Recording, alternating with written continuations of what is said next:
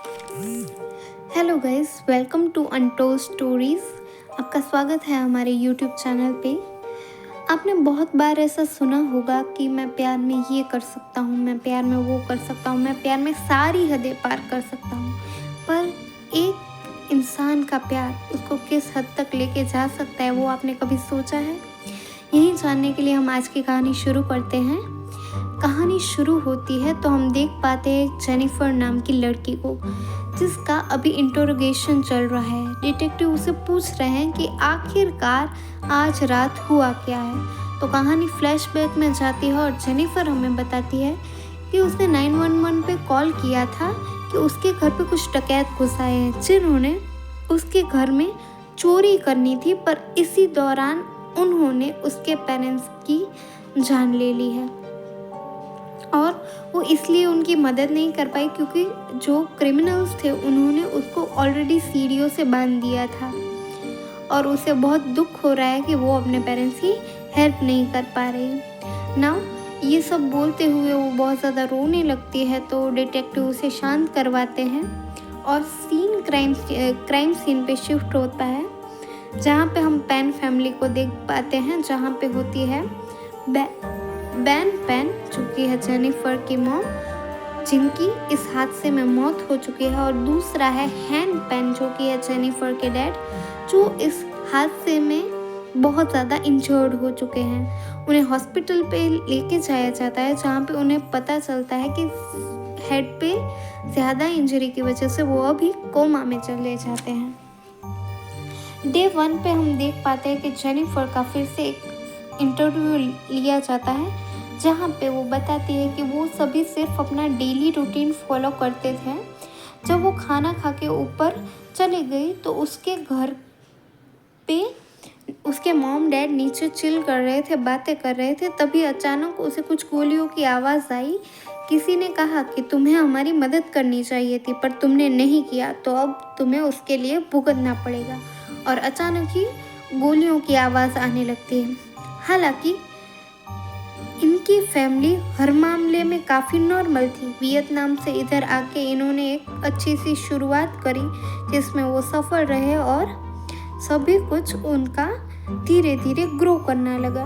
पर एक अजीब चीज़ देखने मिलती है। जब पुलिस क्राइम सीन को देखती है तो उन्हें वहाँ पे बहुत सारे ऐसे सामान मिलते हैं जो कि काफ़ी कीमती है, पर लुटेरों ने उन्हें लेने की कोशिश नहीं की थी।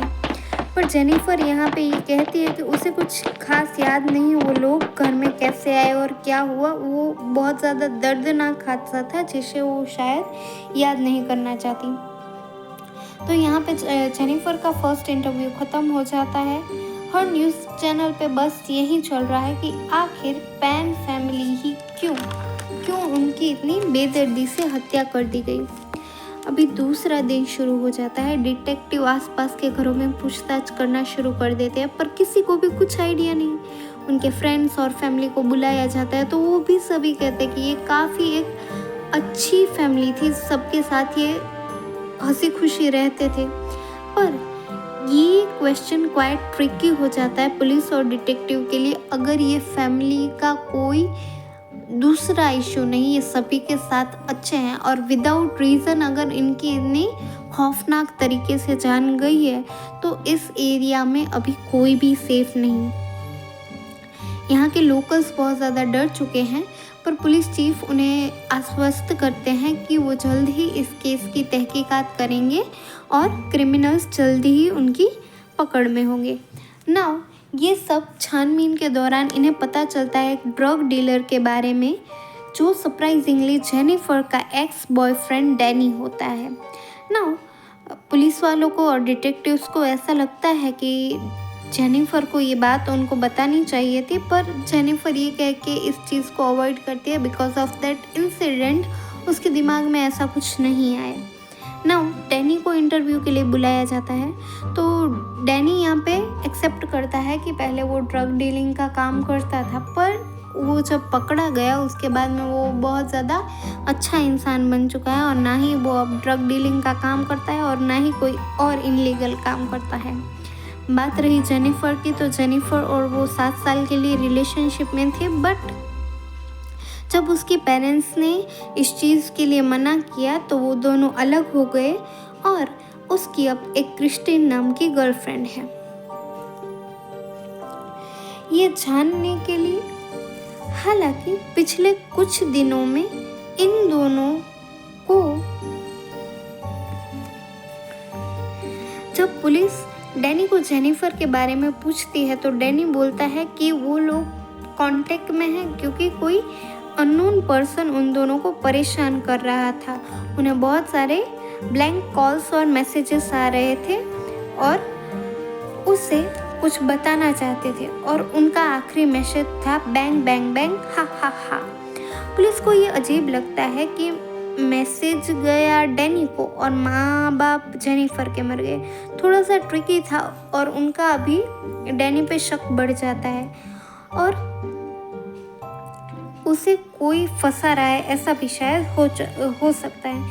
यहाँ पे पुलिस को दोनों पे शक होने लगता है। यहाँ पे हम जेनिफर के दोस्त नाम से मिलते हैं। जेनिफर के बारे में वो बताते हुए कहता है कि जेनिफर एक बहुत ही खुशमिजाज लड़की थी, वो बहुत ही ज़्यादा अच्छी थी जब तक वो डैनियल से नहीं मिली थी। डैनियल से मिलने के बाद वो थोड़ी सी अजीब हो चुकी थी, यानी कि वो बेसिकली वो उसके प्यार में पागल हो चुकी थी, तो वो अपने कॉमन सेंस लूज़ कर चुकी थी। नाउ डैनी से मिलने के बाद वो थोड़ा सा दुखी रहने लगती है। पर खैर सीन डे 4 पे शिफ्ट हो जाता है जहाँ पे पड़ोसियों के सीसीटीवी में हम कुछ 3 लोगों को पैन फैमिली के घर के मेन डोर से अंदर जाता हुआ दिखते हैं और 30 मिनट के बाद वो अपना काम निपटा के बाहर निकल आते हुए दिखते हैं। पर यहाँ पे एक और चीज़ सामने आती है कि इनके घर में कोई भी फोर्स एंट्री का साइन नहीं, विच मीन्स कि इनको शायद तो ओपन ही डोर मिल गया था या फिर किसी ने इसके लिए डोर ओपन करके रखा था। पर अब डैनी जेनिफर से मिलने का और उससे वादा करने का कोई पास सीन याद करता है और डिटेक्टिव जेनिफर से ट्रिकी क्वेश्चन पूछना शुरू कर देते हैं। वो डैनी के बारे में पूछते हैं पर जेनिफर इधर थोड़ा अजीब सा बिहेव करना शुरू लगती है। वो अपने बालों से खेलती है, अपने सीने पे घड़ी घड़ी हाथ लगाने लगती है और अपने पेट को दबाती है। शायद वो कुछ छुपाना चाहती है, शायद वो कुछ झूठ बोल रही है, पर वो यहाँ पे अपने आप को डिफेंड कर रही है। वो कहती है कि उसके घर से बॉयफ्रेंड बनाना मना था, उसके पेरेंट्स ने इस चीज़ के अगेंस्ट थे और अब तो डैनी की भी क्रिस्टी नाम की गर्लफ्रेंड है, तो वो कभी कभी उसको धमकाती थी कि वो दोनों अलग हो जाएं। डैनी और जेनिफर साथ है पर पुलिस को ये नहीं समझ आ रहा कि इन तीनों के लव ट्रायंगल में जेनिफर के माँ बाप को क्यों मारा गया। जेनिफर आगे बताती है कि जब वो पकड़ी गई थी डैनी के साथ बात करते हुए तो उसके पेरेंट्स ने उसका फ़ोन ले लिया था और उसे काइंड ऑफ प्रिजन में डाल लिया था। उसे कहीं बाहर आना जाना हो तो वो सिर्फ अपने पेरेंट्स के साथ ही जा सकती है और उसके पास कोई फ़ोन नहीं था।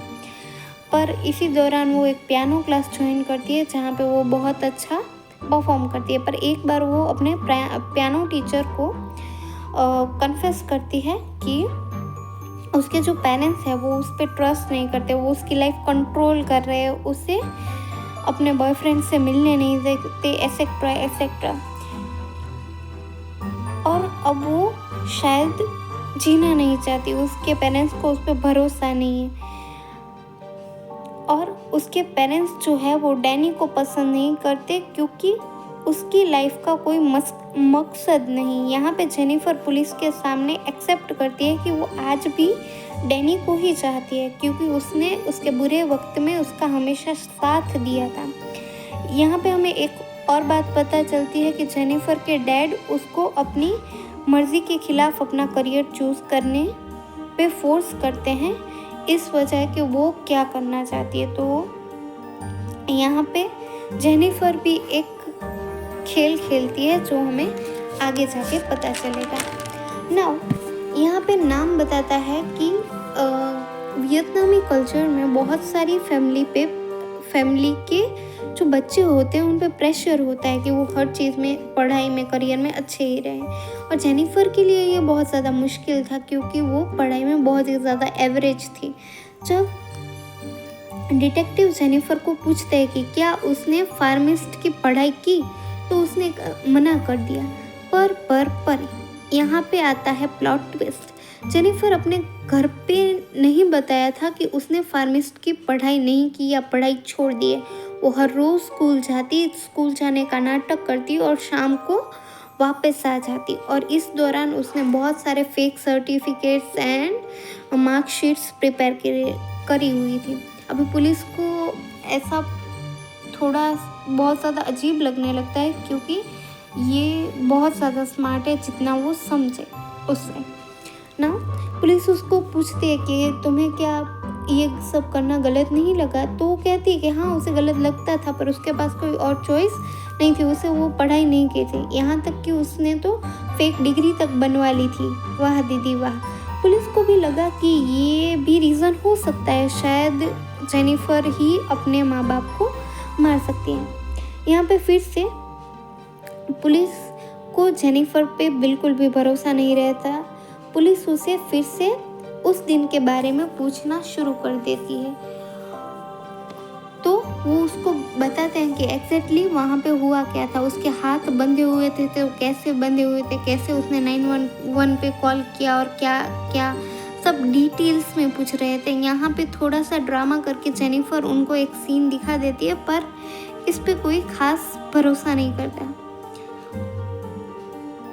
और पुलिस को एक दूसरा भी डाउट है कि अगर ये लड़की 4 सालों से स्कूल नहीं गई तो 4 सालों तक इसने किया क्या, ये हर रोज़ किधर जाती थी और क्या करती थी, कि उसने अपने पेरेंट्स को सच, तो यहाँ पे जेनिफर बताती है कि उसने अपने पेरेंट्स को सच तो बता दिया था, पर जब उसने सब सच बताया उनको तो वो लोग उससे पैसे मांगने लगे कि अगर तुमने पढ़ाई नहीं की है तो तुम्हारी पढ़ाई पे जो पैसे लगे वो हमें वापस कर दो।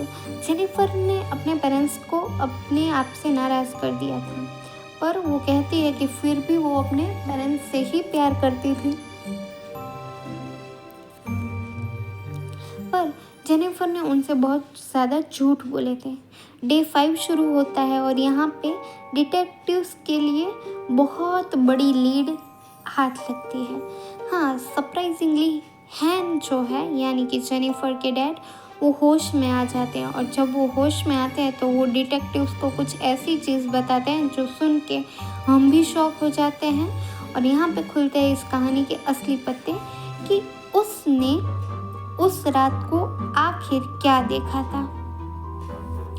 वो बहुत ज़्यादा थक गया था तो काम से आकर वो जल्दी ही सो गया था।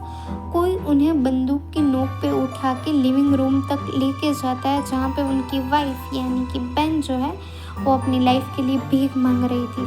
सरप्राइजिंगली जब जेनिफर वहाँ आती है तो वो वहाँ पे हंस खेल रही थी, घूम रही थी उन क्रिमिनल्स के साथ। तो अभी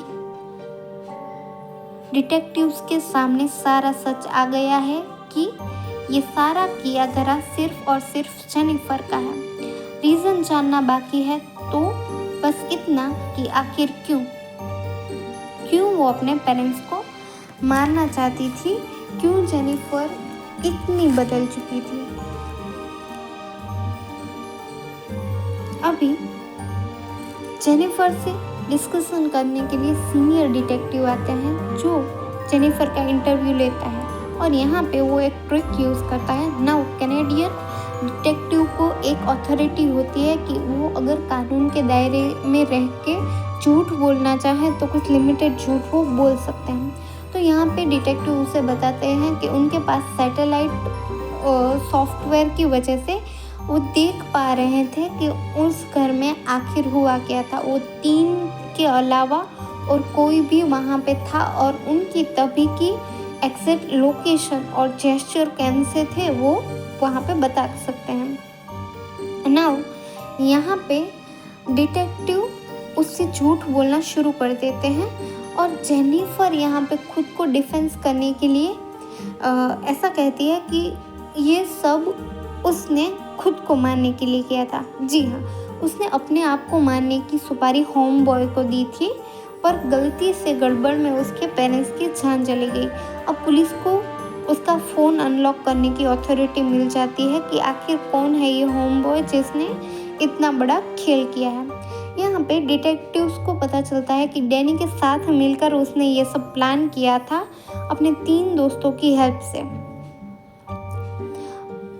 पुलिस को जेनिफर की डायरी भी मिलती है जहाँ पे पता चलता है कि अपने पेरेंट्स से वो बहुत ज़्यादा नाराज़ थी क्योंकि उसने उसको डैनी से अलग किया था और डैनी का प्लान ये था कि एक बार वो जेनिफर के पेरेंट्स को ख़त्म कर दे, उसके बाद जेनिफर को कन्विंस करके उसकी सारी प्रॉपर्टी वो हड़प कर ले। जेनिफर ने ये प्लान आज से 10 महीने पहले भी बनाया था कि वो अपने पेरेंट्स को ख़त्म कर दे, कुछ रीज़न की वजह से वो डीले हो गया था, पर फाइनली उसका ये प्लान सक्सीड हुआ। सच जान के जब डिटेक्टिव जेनिफर को बोलते हैं कि हमें सब पता चल गया है, तुम्हारे डैड ने हमें सब बता दिया है, तो जेनिफर फाइनली एक्सेप्ट करती है कि उससे ये हो गया है, पर वो स्टिल कहीं ना कहीं अपने आप को इनोसेंट दिखाना चाहती है। ये सवाल शायद उतना ही मुश्किल है जितना जेनिफर के लिए ये सब प्लान करना कि ज़िंदगी में हम हमारी खुशियाँ चाहते हैं, पर हमारी खुशियाँ दूसरों की जान से बड़ी है क्या? क्या हम इंसानियत को भूल चुके हैं? आप अपना कमेंट्स ओपिनियंस मुझे कमेंट बॉक्स में दिखाइए। तब तक के लिए हम मिलते हैं एक और नई कहानी में, और be safe and don't trust anyone. Thank you so much.